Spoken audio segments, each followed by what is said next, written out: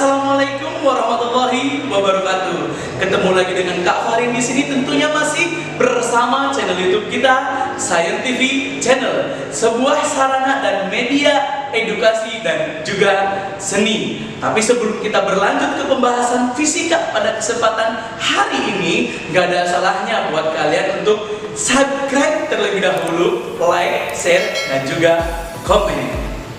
Baik, untuk pembahasan kita pada kesempatan hari ini, kita akan membahas tentang gelombang stasioner, pemantulan ujung terbuka dan juga ujung tertutup. Tapi sebelum itu, kita akan menyaksikan video tentang pemantulan ujung terbuka dan ujung tertutup berikut ini. Kita hari ini lagi sedang berada di Pusat Peraga Entertainment Mini Indonesia Indah, di mana di sini sudah ada alat peraga musika yaitu senar vibrasi. Tahu senar vibrasi? Tahu. Nggak tahu? Nggak tahu. Apa? Nggak tahu. Yaudah, kita belajar senar vibrasi.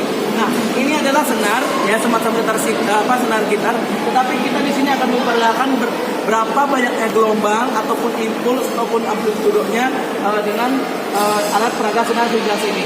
Kita di sini. Nah, di sini frekuensinya masih nol,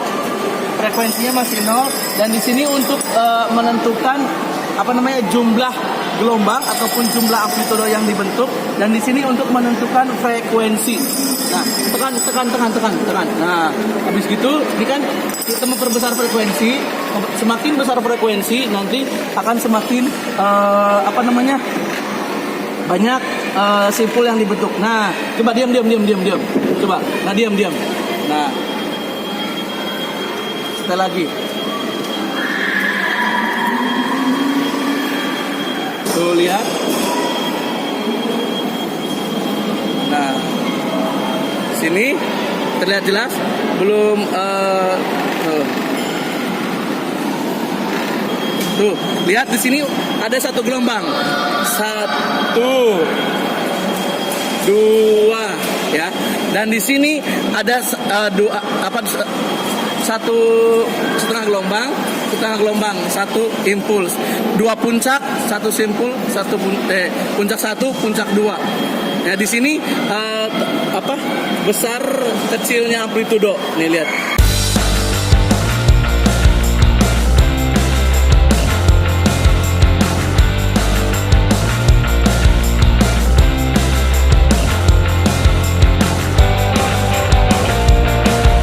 Ombak sendiri adalah gelombang air yang terjadi akibat gesekan antara angin dan air di atas permukaan laut. Namun dalam kejadian tertentu seperti kejadian gempa yang terjadi di bawah laut menyebabkan pergeseran tanah di bumi yang bisa membentuk ombak atau gelombang besar yang sering disebut tsunami. Baik, setelah kita sama-sama menyaksikan video tadi yang diantaranya ada orang sedang berolahraga dengan menggunakan tali, ya, di mana tali tersebut dihentakkan dan membentuk gelombang. Nah, selain itu pula kita juga tadi sudah menyaksikan bagaimana terjadinya gelombang tsunami ataupun juga ombak di lautan. Nah, di sini terkait tentang gelombang tersebut, bahwasanya di sini ada gelombang stasioner. Stasioner berasal dari kata statis atau diam.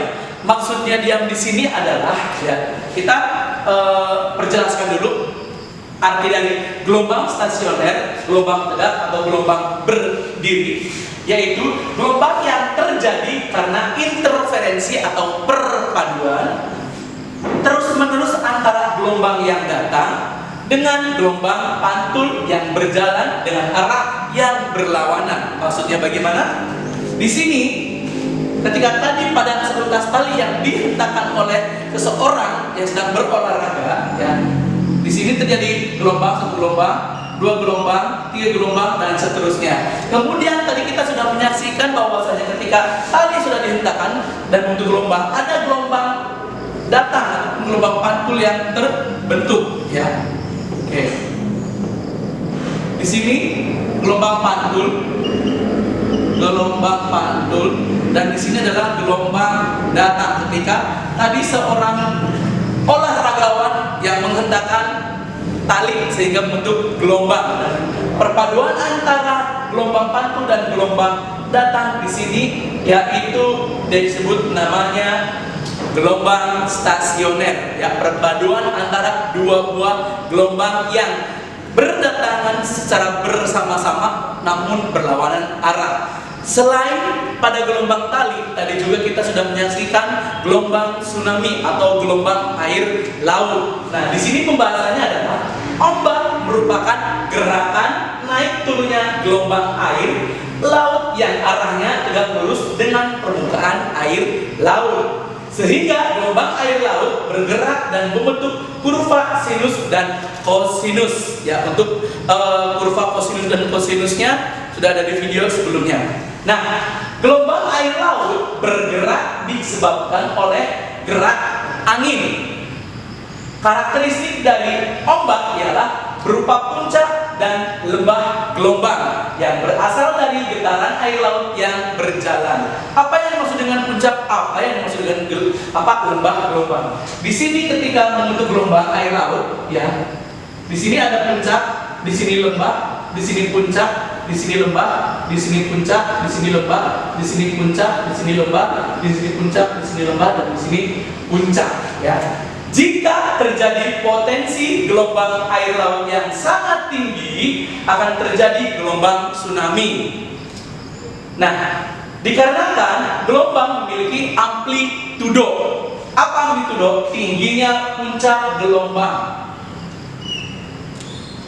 Tingginya puncak gelombang atau amplitudo itu merupakan kekuatan, ya, kekuatan dari getaran yang ada di dasar laut. Entah itu mungkin karena erupsi ataupun juga karena gempa ataupun pergesekan lempeng di dasar laut sehingga menimbulkan adanya getaran air laut sehingga membentuk gelombang yang sangat tinggi. Nah, oleh karena itu bisa mengancam permukiman warga sekitar. Itulah kenapa gelombang tsunami sangat berbahaya.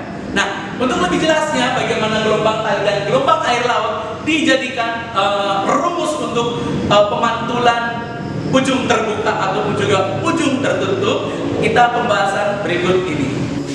Baik, untuk pembahasan selanjutnya kita akan membahas tentang pemantulan ujung terikat dan pemantulan ujung terbuka atau bebas. Nah, contoh dalam kehidupan sehari-hari untuk pemantulan ujung terikat itu adalah senar gitar atau senar vibrasi, ya. Adapun untuk contoh pemantulan ujung terbuka adalah ketika kita tadi sudah menyaksikan video ketika orang sedang berolahraga dengan menggunakan tali, ya, menggunakan tali di mana ujung satunya diikatkan pada dinding atau tiang, kemudian pada ujung yang lainnya yang terbuka dihentakkan, otomatis akan bentuk gelombang, ya. Nah, pada ujung terikat seperti pada senar vibrasi atau senar gitar, ketika senar gitar dipetik itu akan membentuk gelombang, ya. 1 gelombang, 2 gelombang, 3 gelombang. Misal, di sini ada gelombang pantul atau YP. Nah, kita sudah menyaksikan video tadi bahwasanya selain gelombang pantul akan ada gelombang datang, ya. Nah, di sini ini ada gelombang datang atau YD. Nah, di sini ada perut, ada perut, ada perut, ada perut, ada perut, ada perut. Istilah perut atau puncak, ya. Di sini ada lembah, perut bawah, lembah, lembah, lembah, lembah, lembah. Dan di sini pertemuan antara gelombang pantul sama gelombang datang di titik-titik ini namanya simpul. Simpul 1, 2, 3, 4, 5, 6. Karena ada 3 gelombang, otomatis ada 6 simpul. Nah, untuk persamaan simpangan gelombang pada ujung terikat, di sini persamaannya adalah Y sama dengan 2A sin KX dikali cos omega T. Sin cos, ya. Jadi kalau kita menyaksikan ataupun mendapatkan soal dalam bentuk sin cos, berarti di sini adalah pemantulan ujung terikat. Nah, ada besaran-besaran lain pada persamaan 2A sin KX cos omega T. Di sini ada amplitudo. Amplitudo itu adalah tinggi rendahnya puncak. Ini amplitudo, ya. Amplitudo adalah tinggi rendahnya puncak atau perut. Nah, besaran lainnya adalah kecepatan sudut gelombang. Kecepatan sudut gelombang adalah omega ya. Di sini omega 2pi dikali F atau 2pi dibagi T. F ini apa? Frekuensi. T ini apa? Periode. Nah, untuk besaran lain di sini ada K. K itu adalah bilangan gelombang. Rumusnya adalah 2pi dibagi lambda. Lambda di sini adalah panjang gelombang. Nah, untuk mengetahui jarak perut 1, perut 2, perut 3, perut 4 dan seterusnya, simpul 1, simpul 2, simpul 3, simpul 4 dan seterusnya. Di sini ada rumusnya tersendiri. Untuk pemantulan ujung terikat, untuk jarak perutnya adalah P dalam kurung N plus 1, 2N plus 1 dikali seperempat lambda. Untuk jarak simpulnya adalah 2 dalam kurung N plus 1 setengah N dikali lambda. N di sini apa? Maksudnya adalah bisa 0, 1, 2, 3, 4. Misalkan perut ke-1 itu N-nya 0, perut kedua N-nya 1, perut ketiga N-nya 2, perut keempat N-nya 3. Nah, contoh kecil ya, di sini S4, berarti di sini Sn plus 1, di sini 4N plus 1. 4 sama dengan N plus 1, berarti untuk mencari N-nya adalah 4 dikurangi 1 sama dengan 3. Begitu seterusnya. Kalau misalkan perut kelima N-nya 4, perut ke-6 N-nya 5 dan seterusnya. Nah, di sini untuk pemantulan ujung terbuka, ketika kalian sudah menyaksikan ada orang berolahraga dengan menggunakan tali, bahwasanya tadi sudah membentuk gelombang ya. 1, 2, 3. Nah, di sini gelombang pantul. Nah, ada juga gelombang datang ya. Ada gelombang datang. Nah, di sini perut 1, perut 2, perut 3, perut 4, perut 5, perut 6. Nah, di sini simpul 1, simpul 2, simpul 3, simpul 4, simpul 6 dan selanjutnya. Nah, untuk persamaan simpangan gelombang pada pemantulan ujung terbuka di sini adalah Y2A cos Kx sin omega T. Cos sin. Kalau kalian mendapatkan soal dalam bentuk cos sin, berarti itu adalah merupakan pemantulan ujung terbuka atau bebas. Nah, berbeda halnya dengan yang ujung terikat, 2A sin Kx cos omega T, sin cos. Kalau ini adalah 2A cos Kx sin omega T, cos sin ya. Nah, untuk mengetahui jarak perut 1, 2, 3, 4, 5 dan seterusnya, atau simpul 1, 2, 3 dan 4 seterusnya, di sini untuk pemantulan ujung terbuka atau bebas adalah P dalam kurung N plus 1 setengah N kali lambda. Untuk jarak simpulnya adalah Sn plus 1 sama dengan dalam kurung 2N plus 1 dikali seperempat lambda. Sesama saksikan bareng-bareng ini ya. Di sini coba cermati dengan sesama. Untuk jarak perut itu untuk pada ujung terikat 2N plus 1 seperempat lambda. Untuk jarak perutnya adalah setengah N lambda. Untuk jarak simpulnya setengah N lambda. Untuk jarak simpulnya ini 2N plus 1. Jangan terkecoh ya. Baik, untuk contoh soal selanjutnya terkait dengan pemantulan ujung terikat dan pemantulan ujung terbuka akan dibahas selanjutnya. Baik, di sini contoh soal untuk persamaan gelombang stasioner. Di sini disajikan persamaannya adalah Y4 sin 4pi X cos 2pi T. Ini sin, ini cos. Berarti di sini adalah pemantulan ujung terikat, sin cos ya. Pemantulan ujung terikat.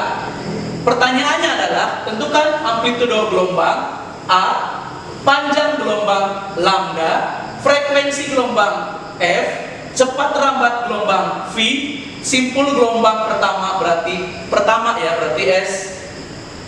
S1, simpul kedua berarti sini S2. Nah, yang pertama diketahui di sini Y4 sin 4pi X cos 2pi T ya.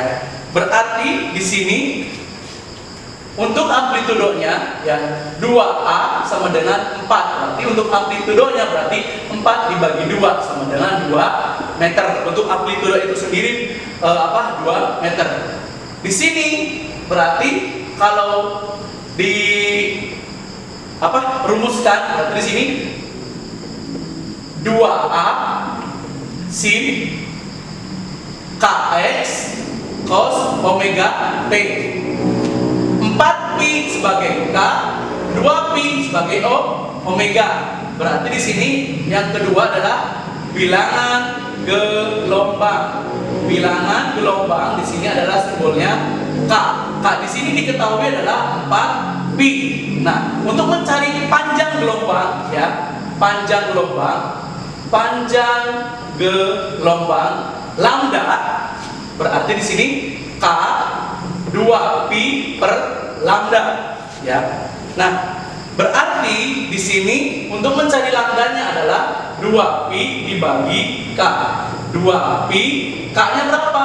4pi. Berarti pi coret 2 dibagi 4 0,5 meter. Berarti panjang gelombangnya adalah 0,5 meter. Selanjutnya frekuensi gelombang. Frekuensi gelombang ada pada omega. Rumusnya tadi bahwasanya untuk omega sama dengan 2pi dikali f ya. Berarti di sini omega 2pi dikali f. Untuk mencari frekuensinya adalah omega dibagi 2pi. Omeganya adalah 2pi. 2pi dibagi 2pi 1 Hz. Berarti frekuensinya adalah 1 Hz. Nah, sekarang untuk pertanyaan selanjutnya yang D adalah cepat rambat gelombang ya. Untuk cepat rambat gelombang di sini adalah V ya. D, cepat rambat gelombang V.